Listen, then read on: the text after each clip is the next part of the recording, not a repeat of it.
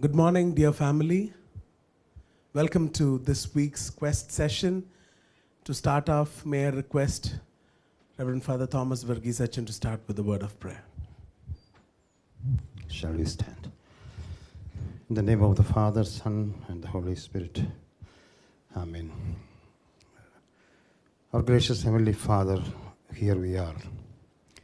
Again, May 1st, Thursday, to hear something new, hear something what you are doing in our midst, wonders, miracles, which a human's mind cannot contain it even. We know we are going to hear something like this. We especially pray for Dr. Sujith Philip. Your unction of your spirit may rest upon him, so that what and how God can use a person or a people, those who are already submitted to God for His will. We thank you for this beautiful time. Bless us together. In Jesus' name we pray. Amen. Please be seated.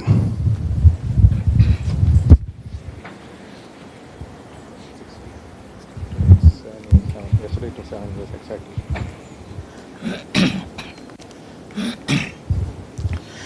7 years ago, a young dynamic surgeon who had trained at the highest level in India, trained in gastrointestinal surgery, became a gastrointestinal surgeon, dealing mainly with the stomach, the intestines, the pancreas, the bile duct, the gallbladder, and also all parts of the colon and the small bowel, was elevated to the head of the department position in a leading hospital in Kochi.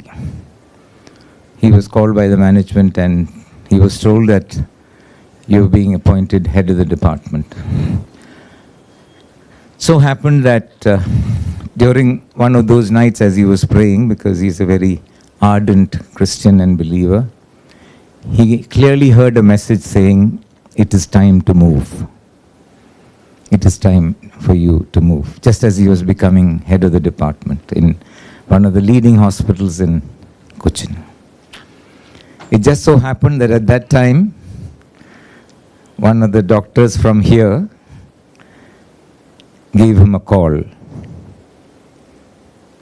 Maybe it was out of the blue, but it was preordained that this doctor was invited to be part of the Believers Church Medical College Hospital family.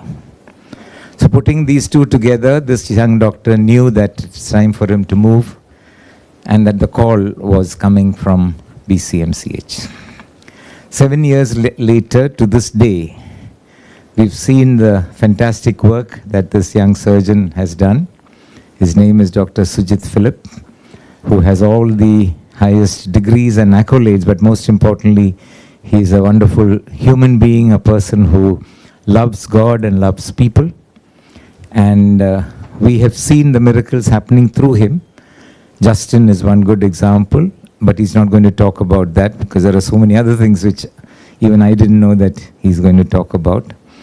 You've also, so the bariatric surgery work, the colorectal work, all that will not be mentioned in the talk today. But today we will hear about what Rajesh Chakko here, having been in the aircrafts and found why safety is so important, is excited about. We're going to listen to safety standards and why he could do over 1,000 cholecystectomies and have a clean record of having saved so many lives. So shall we put our hands together and welcome Dr. Sujith Philip.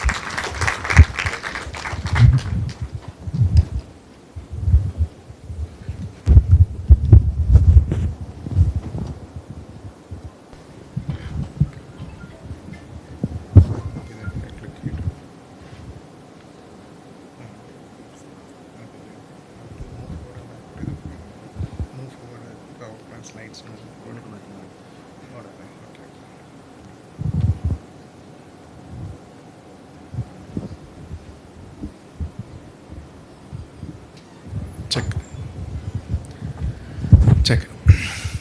The more you do, the better you get, isn't it? That's what we think. കൂടുതൽ ചെയ്യുമ്പോഴത്തേക്ക് the better we get. The more experienced clinicians better than the SR or AP. The very experienced surgeon is better than the SR or AP. You might think that way. It may not be. It may not be always be right. And we see that practically also. That the most senior person might not be the best person. Why is that? I'd like to explain that today. Good morning, everyone. And so this is a very surgical topic, and the crowd is not at all surgical. I do hope I try to make it non-surgical in a way that everyone can understand. The initial part of the talk is going to be a bit surgical, so don't lose hope. We'll come down to the non-surgical part during the end of the presentation. Now, why are we saying 1,000 laparoscopic cholecystectomies without major bile duct injury? So, what's the big deal about that? Like, cholecystectomy is a simple surgery. Every week, we'll be doing some 10-15 cases every week. So, what's a big deal? Why are we not speaking about, let's say, why are we not speaking about 500 lap hernias without any complications, or 100 lap colectomy? Why are you not saying that? The reason for choosing cholecystectomy, the reason that world over there are many societies just dealing with cholecystectomy is that because if you get into a problem with cholecystectomy, it's a major issue. If you have a problem during a laparoscopic hernia surgery, maybe you get to cut the peritoneum, or you're not able to give the mesh well, or cut a blood vessel here and there, that is okay. You can get out of it easily. If you get into a problem during a cancer rectum surgery, you can get out of it without any major problem. Or if an appendectomy, you do an appendix surgery and you make a hole in the, say, large intestine, you can just suture it and that's it. It'll just barely takes 5-10 minutes. Not so for cholecystectomy. Because cholecystectomy, the patient comes with a mindset that, so I'll get admitted today, probably get admitted in a day or in 2 or 3 days, max probably the next day, and it's a laparoscopic surgery. But if you get in a problem due to a cholecystectomy, that is going to be a real big issue, and many times the surgeon will not be able to do anything unless he or she is well trained. So because a small problem during cholecystectomy can become a big issue, and it can be very difficult to deal with. That is why this issue of safety in cholecystectomy is so much emphasized, and that's why we are trying to say that we've been able to do more than 1,000 cholecystectomy without any major issues. So before we go into the topic, we need to know what is a cholecystectomy. So just very basic things about what is a cholecystectomy. And as most of you know, cholecystectomy means removal of the gallbladder, and the anatomy would look somewhat like this. The gallbladder is the green organ found below the liver. It has a connecting tube, a duct to the main bile duct from the liver, and that tube is called the cystic duct. It is also a blood supply called the cystic artery. So the surgery involves just clipping the cystic artery, cystic duct, and taking out the gallbladder from the liver. That's all. But the problem is there are very major structures beside it. There's a common bile duct, there's hepatic artery, portal vein below that. So there are very major things. And so if you are not able to correctly identify these things during surgery, and you make a cut in the hepatic artery, or especially the common bile duct, that becomes a major problem. You cannot just if you make a hole in the common bile duct, it is not possible to just put in a stitch in the common bile duct and just come out. Many times, if you're not trained in hepatobiliary surgery, all you can do is just put a drain and come out and just explain to the patient that we had a problem and you better go to a surgeon who can deal with it. So that is the importance of cholecystectomy, and that is what cholecystectomy is about. So what is the problem? What's so big about this? So even the first cholecystectomy was done in 1985. So even after these 35 years, we continue to see patients with bile duct injury. So just 1 month we had a patient referred from another hospital who sustained a bile duct injury during surgery. And the surgeon could not do anything, so just put in a drain and they referred here. And so Right now we have a patient actually who had a colostomy earlier in a government hospital. So the problem is that when you have an injury, the patient becomes really sick. I'll just explain that. So let's see. So this is a United States senator who was operated in a big hospital in United States, and he died. After the surgery. So that's the importance of that. Other thing I want to say is cholecystectomy is done when removal of the gallbladder is done when there is an infection in the gallbladder. You just don't remove it because there's just stones. However, in North India,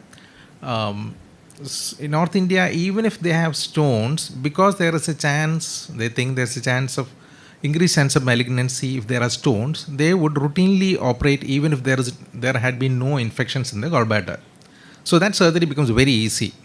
So that's why I hear an anesthetist saying that in Ludhiana they would operate within half an hour. Why are you guys taking so much? Because the reason is that in North they would operate patients who haven't had any disease of the gallbladder. If there are stones, they would operate, because in North chances of gallbladder cancer rising from stone in the gallbladder is more. Not so in Kerala, not so in South India, especially not so in Kerala. So we, especially in believers, actually would operate only if there is a infection of the gallbladder or if there any problem with the gallbladder. We will not operate a patient just because the patient has a stones. So because that we get the bad gallbladders. Usually we get the bad gallbladders, and so when an infection occurs in the gallbladder, so what happens is that things will not be very rosy like this. The gallbladder will be densely stuck to the bile duct. The cystic duct will not be, many times not be seen. So these are the issues which we face. So when we say 1000 colostomy, it actually means we are dealing with the 1000 colostomy bad gallbladder. So more surgery is actually easier in North than here.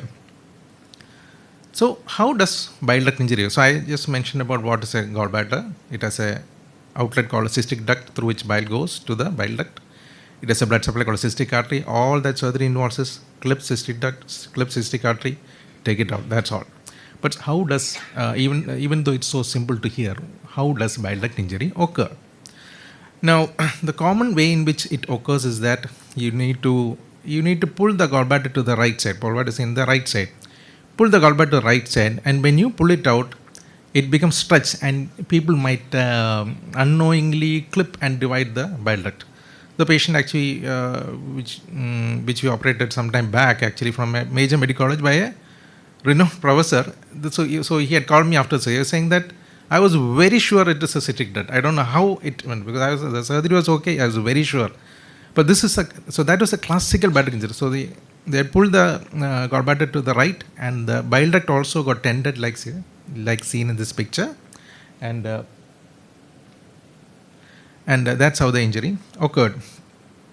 So there are various other ways in which you can put the clips. So to remove the gallbladder, you put various clips, the various other places. A classical instance is when there is a lot of inflammation and the gallbladder gets stuck to that bile duct and you are not able to take it away. Sometimes it's all becomes very bad that you will not be able to see at all. So these are various ways in which the bile duct can get injured during the surgery, and there are various classifications, right? And we would classify each patient depending on where the bile duct is injured. Now, so if you look at the risk factors, so one is abnormal bile. The anatomy might be different, not be same. God has created everyone differently, so that is one thing. And other causes for injury would be there is some bleeding, or there's a lot of infection, which is what we face. Things like Heuristic syndrome and all. Now, one main thing is not only lack of exercise but overconfidence. This is a simple thing. I'll just finish it up. Overconfidence is one thing. So if we look at the Swiss cheese, it's called the Swiss cheese model for how bile duct injury can occur. It can be surgeon's attitude, maybe due to the training, the assistant, the equipment, surgeon fatigue, maybe personal worries of the surgeon, all these kind of things. So this is how, so we've seen what the gallbladder is, we've seen the anatomy, we've seen why it is so important, why we are not talking about hernia or colectomies or anything, why are we speaking about colostomy? Because if you have a problem with the colostomy, that's a major issue. We've seen how it can occur. So those are 3 headings which you saw. Now see how to prevent bile duct injury, how do you prevent this issue? It's a long list of things we can do to prevent bile duct injury. And the number one thing is, there is a thing called a critical view of safety. Let us go supracortically. Just know that there's a thing called critical view of safety, mainly saying that you remove everything around the inflow part of the gallbladder, and you just keep the duct and artery there, clip and divide it. So before we do surgery, we need to have this critical view of safety. So that is the number one way of avoiding injury. So this was invented by a surgeon called Strasberg. So this is how the critical view of safety. You remove everything around that inflow part of the gallbladder, see that only two things are going to the gallbladder, and you clip and divide it. So that's critical view of safety. If you're able to do it, then you'll be able to avoid injury.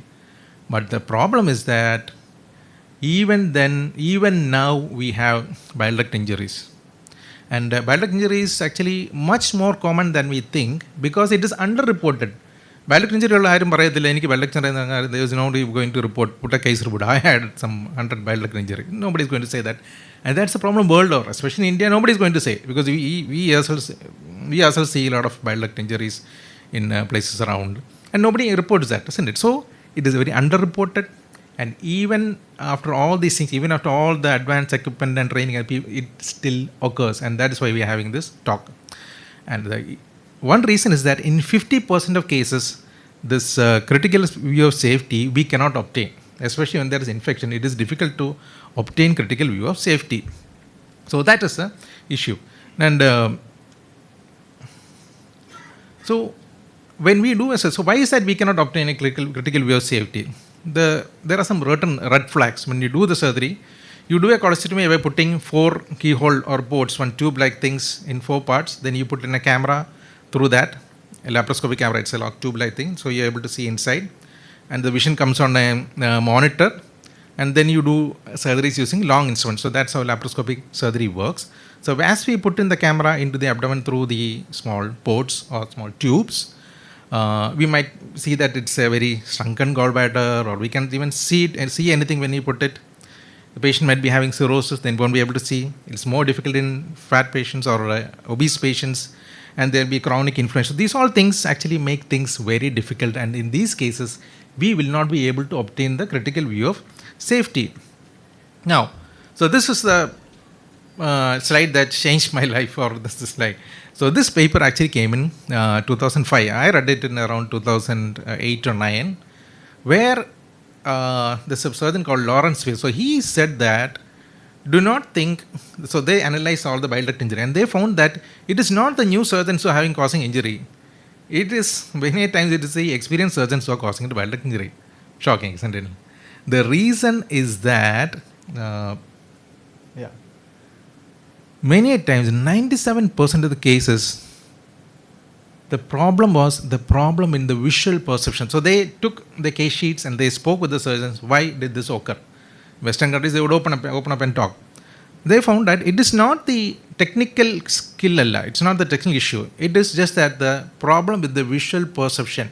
So that is what we are going to see today. What do you mean the visual perception? So let's see about heuristics. So what is heuristics? But heuristics means that every day a normal person takes about 35,000 decisions every day.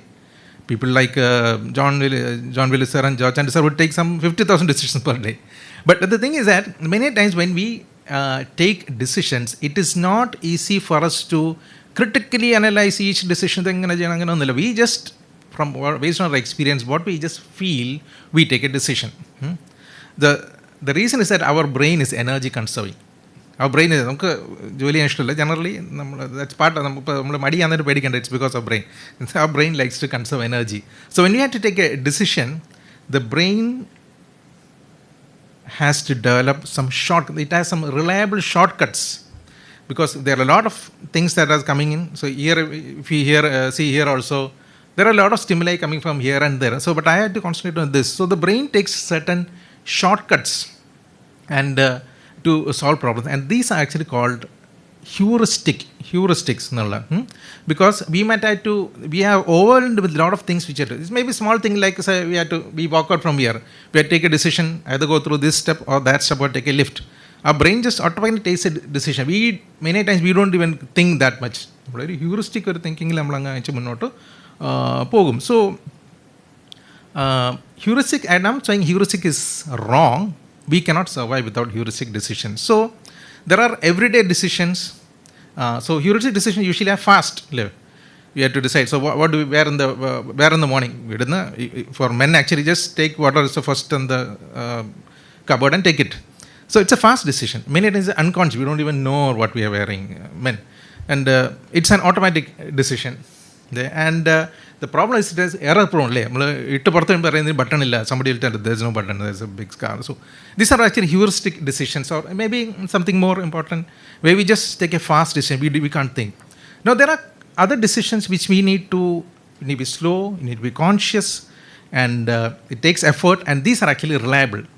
But our energy conserving brain tends to take heuristic decisions. Because that's the way we actually tune to. Let me just explain. So if you see this, most people actually would see there's a white triangle. And it's called the Caniza triangle. So actually there's no white triangle. There's no white triangle in there. So actually it's a black triangle which black dots. So our heuristic brain thinks that there's a white triangle. That's a classic instance of heuristic. So heuristic decision, if you had to take a long maze-like thing to across, and you're supposed to go through all the thing, our heuristic thinking will think that I just walk across. Because that's the way our energy conserving brain works. We just think, visual and imagination, this is the way it should go. We have an intuition and we take intuitive decisions. So this is a classic instance of, many people may see a dog here. So it's all brought about by some subconscious process. Actually there's no dog here. It's when you say about let's say about human thinking, so when we think, the thoughts actually come from a subconscious mind, and it can have three ways we can think.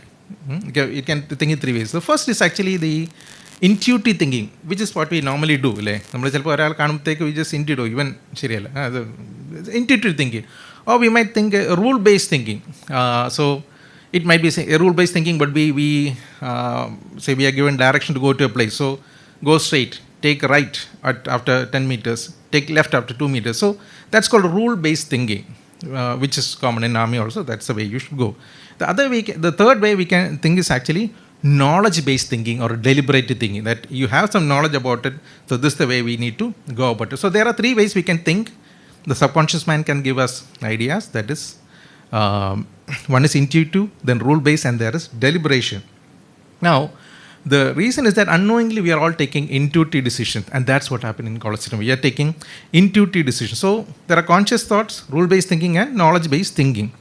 And that's what is happening in cholecystectomy. We are taking intuitive thinking rather than having a knowledge-based thinking, and that's what they found out by all the studies. So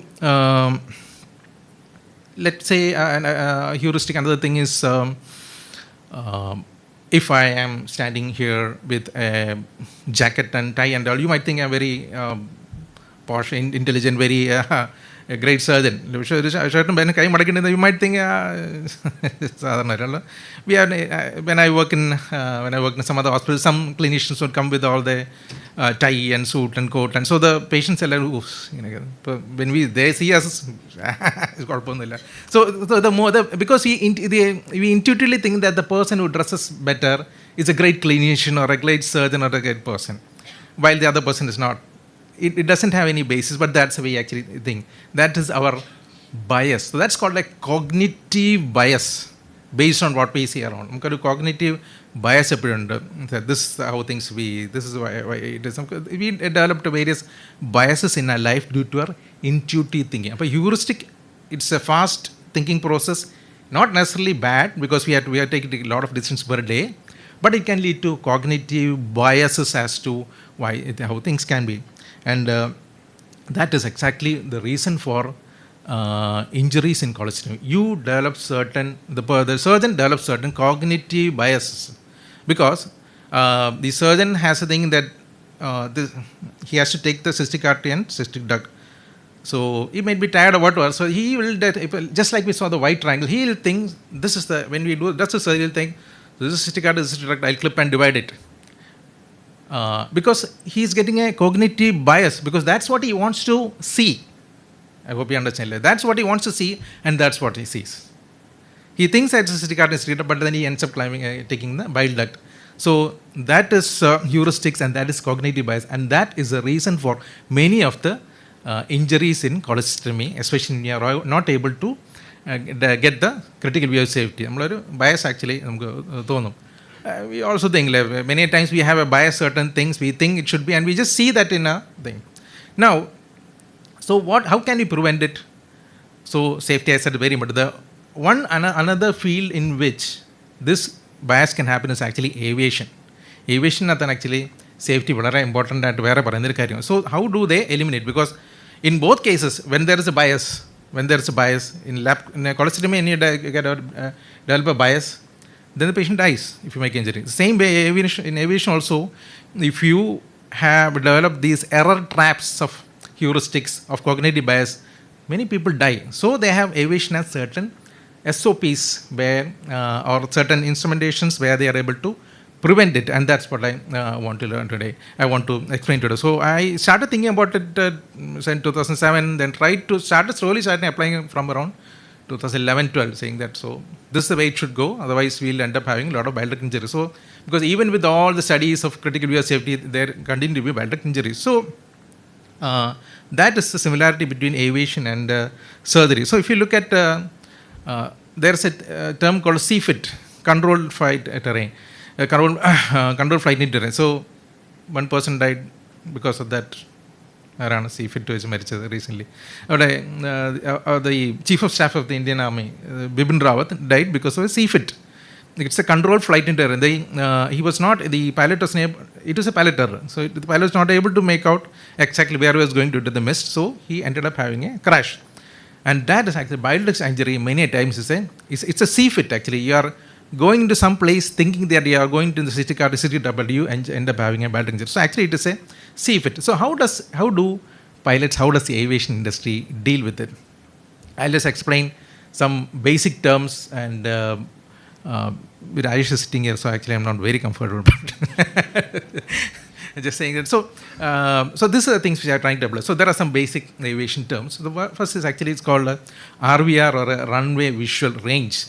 So runway visual range would say basically it means that we should be able to see the runway, otherwise we should not be able to land. So there are various markings in it. When the plane lands, so I'm speaking about when the plane lands, when the flight lands, he has to see the runway and see the markings and make the thing, and he has to make decisions based on that. So we have an RVR. So right now we are speaking only about how a plane lands. In aviation, I'm speaking about aviation, I'm speaking only about how the plane lands. So when the plane lands, when it comes down, so he needs to have this RVR, the runway visual range, and there are certain red flags in there. SOP also is saying this is I'm not able to see or this thing. So in the same way,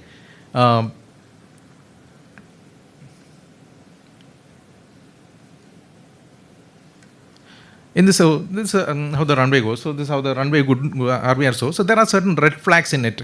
The pilot will recognize red flags. In the same way, the surgeon should also be able to recognize certain red flags. Our runway is actually seeing the gallbladder, the part called the calot triangle, just below the lobe. Are we able to see it or not? Are there any red flags? Am I able to see the runway? So there are sometimes runway visual range will be very, it's very clear sky. You'll be able to see anything. So that will be the gallbladder like this. Sometimes the runway will be very misty. You won't be able to see anything. That's how then the gallbladder will be. So if you apply the corresponding part to cholecystectomy, the gallbladder will be like this. You will not be able to see anything. Everything is very misty. You can't see the gallbladder like you see here. So that is a runway visual range. So how does the pilot deal with this? And so how does aviation deal with this poor runway visual range? So there are a thing called the instrument landing system, ILS, instrument landing system. So basically an ILS would have two antennas. There are many things. Just for the sake of this talk, there are two things. One is there is an antenna at the end of the runway, and that is called the localizer antenna. Runway data is an antenna. That's called a localizer. And there are antennas on the side, at the side of the runway. They are called the guide slope antennas. Runway data there is a localizer antenna, side guide slope antenna. Now these send two types of signals. So to put it very simply, the localizer antenna at the end of the runway would would bring out vertical radio signals. Radio signal. The guide slope antenna at the side of the runway puts up horizontal radio signal. So how does so this is how the localizer antenna at the end of the runway will look. This is how the guide slope antenna at the side of the runway would look. So how does a pilot have to fly? He has to go in the center of these two things. If I show you the, so he has to fly. Yeah. Anyway, so we can see the flight has to fly at the midpoint of these two, vertically, horizontally, actually, flight actually, then he'll be able to land safely. Especially when you're not able to see the runway, you have these two things and you need to go through the center of that. Now, sometimes instead of the guide slope antenna, you might have some certain lights also saying that the guide slope antenna also helps to know how near we are to the runway. I'm speaking when the pilot is not able to see the runway properly, or even when he is able to speak, they have all these things because these are safety checks to ensure that the pilot lands safely. The same way that the surgeon wants to have the cholecystectomy safely, there are things in aviation safety, there are things like this, there are antenna. So, other thing which they do is actually, if they have poor RVR, runway, you are not able to see, so they have these two things, the localizer antenna and the guide slope. The same way, the cholecystectomy, when we do cholecystectomy also, when you feel that our runway, our gallbladder part runway is not good, we would routinely take an MRCP. It's called MRCP costs around only 2,500 rupees in a hospital. So it's just an 20 minutes MRI without giving any contrast. So then we will be able to see exactly where the bile duct is, where the gallbladder. So that is one way in which we see that we can get a good path, good visualization of our runway, that is a gallbladder. And so if you are not able to, if we as a surgeon we are not able to get a good RVR, good pathway, then we might use a thing called ICG. It's a dye which we give during surgery. And when we do that, give that dye, through the laparoscope, we are able to see exactly where the gallbladder is. The reason is that sometimes when you do the surgery, we would not be able to see anything. It will all be densely stuck. Gidu's here, sometimes she sees that. When we put in the scope, we cannot see anything. It will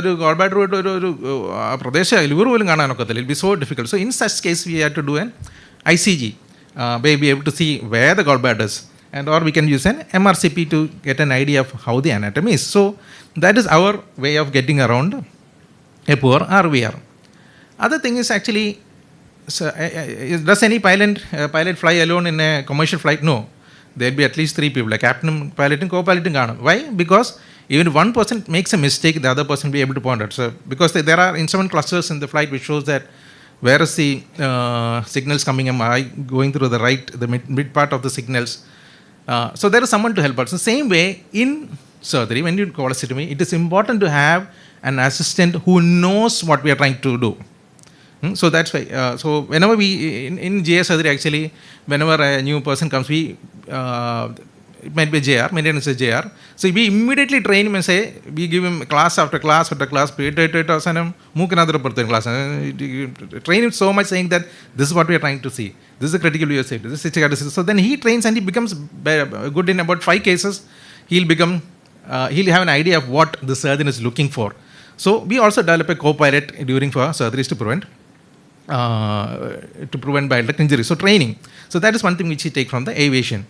The other thing is taking time out, because in aviation also there are some time out and they like, are we going the right direction? So during surgery also we take just before we're going to clip, I just ask loudly. So they are sometimes thinking, actually it's part of the time out saying that, is it cystic cystic artery analysis? Is it cystic duct? Because I'm going to clip it and divide it, and if I divide it, there's no going back. So I always, most surgeons actually would take, so I'm going to clip, is it, JR also say, it looks like it. We have very good JRs by God's grace. So they also, it looks like it, go, clip it. So we take a time out in the same way as in aviation. And so as I said about the guide slope antenna will progressively tend in. The closer we get, there are multiple different lights coming in. White, then yellow, then blue, it comes in. So in the same way, actually, we also develop certain ways, by certain methods, by we know that we are going closer to the gallbladder. So we put in ports, then we put in, we do additional, but there will be a lot of additions between the gallbladder and the surrounding organs. So we do the addicylysis. So that is how we use the guide slope, and the closer we go, the more we know due to all these steps. Then the localizer antenna. So localizer antenna localizer antenna is at the end of the runway. So it sends vertical signals to know that where it is. Now, the key thing is that even if, so localizer antenna tells the pilot he has to land here. Now, where does the pilot have to land? In the center of the runway. Side lot because a 1 degree turn will mean the plane will crash about 1 kilometer away. 1 degree turn. So it has to be center. So in the same way, so this is actually the most important point that touched me. In the same way, if you are doing cholecystectomy, you're not able to achieve the critical view of safety, you stick to the gallbladder. Localizer antenna. Actually you follow. Even if when you drive a car also, if you start looking at the billboard and you actually have a tendency to go towards that side. But if you stick on the where you're supposed to go, you go straight. You reach your destination. Actually, I've been inspired by a Bible verse called Hebrews 12:2. Fix your focus eyes on Jesus, the author and perfecter of our faith. Fix your focus. So fix your focus on the gallbladder. Where I'm going to go, you will end up in problem. If you start thinking about where the hepatic artery is, try scratching about that, you will end up a problem in the hepatic artery. Or try where the bile duct is, you end up in that bile duct. So fix, like the pilot focuses his attention on the center of the runway through all these ILS, through the localizer antenna, and through also by seeing through the windshield when the vision is good, he lands the center of the runway. So we also focus our eyes on the gallbladder, not on anything else. The reason is that many times when the gallbladder is very bad, you won't be able to see anything. So you just stick to the gallbladder, you take out part of the gallbladder and suture it. So that's called a subtotal cholecystectomy. So it's like the gallbladder is there and you can't see anything else. So you just take out the wall of the gallbladder, remove the stones and stitch it and come out. Stick to the gallbladder. Localizer antenna, pilot, don't go anything else, don't go looking for any other place. So these are the, like in flying in poor visibility, that is how many times how operating in poor visibility in difficult cholecystectomy is. So you look for these cues, RVR well. So our RVR is doing the MRCP, giving the ICG, the dye and see where the gallbladder is. Our guide slope antenna would be additional ICG, critical safety kittamindi. The other is our localizer antenna will be stick to the gallbladder. Stick to the center of the runway, stick to the gallbladder. If you're not able to dissect out, just take the gallbladder part and stones out and suture and come out. And so focus our eyes on that. And sometimes when the pilot lands, sometimes he finds out what he saw was not right, or the condition is not set right, or there are some issues with the runway, then he had to abort. Then you say abort, then you just take off again. Sometimes you might experience that when we go to various airports. The plane will be going down, they found that there is something wrong, so they will take off again. In the same way, surgery also, when we go down, when you try going down and you reach the part, then you see that something is not right. So you abort. So abort is actually, then you do an open surgery. So then experienced surgeons like JSK sir and all actually would not hesitate. When there is an issue actually, rather than causing a bile duct injury, they would open and finish the surgery well. So you might have to abort the landing, you might have to do an open up and do a cholecystectomy. However, the issue is that open surgery is also not foolproof. In open surgery also there are various traps and you can get into all these difficulties. So in open surgery also we have to be careful about heuristic, cognitive biases which comes to your mind. So same things can happen. So these are the cues from aviation for cholecystectomy. So you need heuristic awareness, you need a timeout, you need a good assistant, you need an ILS. Our instrument landing system, RVR, we have various instruments for that. We guard against heuristic biases, cognitive biases. And so main thing is stick to the gallbladder. Localizer antenna, stick to the gallbladder. And that is one reason we are able to do okay by God's grace the last many years. So this is our team, and so we not had any major bile duct injury for the last 1,000 cases by sticking to these things. And thank you all for the patient listening. God bless you.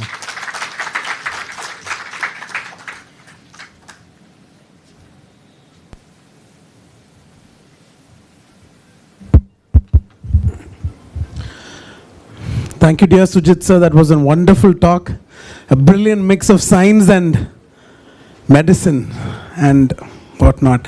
So especially safety is at the helm of everything, and when it comes to healthcare and that to surgeries, it's of paramount importance. And the way you beautifully intertwined aviation safety, which again follows the highest standards in safety with surgery, no wonder you've done 1,000 plus safe cholecystectomies. So questions?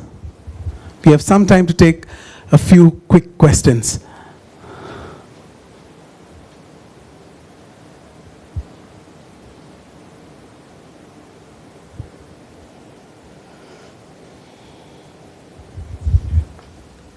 Thank you, Sujith. That was brilliant. I think bringing in science or the engineering science, aviation science into medicine and explaining why you would rather take a little longer rather than do it fast and then create problems, and why you've done so many safe cholecystectomies is an eye-opener. And I think we can apply the same in many other areas. For example, I keep thinking if we could introduce the supply chain model into our OPD, things would be much faster. There is a science of supply chain. If we could do that, I'm sure our OPDs would run much better. So I think this is absolutely wonderful. We thank God for you, and we hope that you'll be able to write this up and present this, because all these bile duct injuries that you try to repair can be prevented, at least all over in our own area. I think we can help all surgeons to do it in a safe manner, because the feeling is that lap chole, what is it, it's like a hernia. But I think that is where thank you for all those big words that you taught us. I try, and now as I go out, I'll think whether to go to the left or to the right, and that my brain is already working. Thank you. That was brilliant. Any other comment or questions? After an episode of acute cholecystitis, how many weeks do you wait?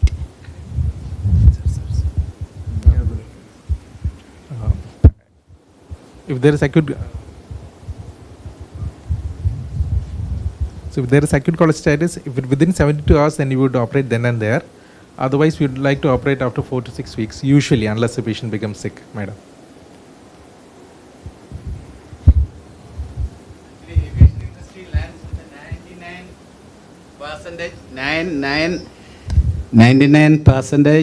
99.9999% accuracy. That is why mishap is not happening.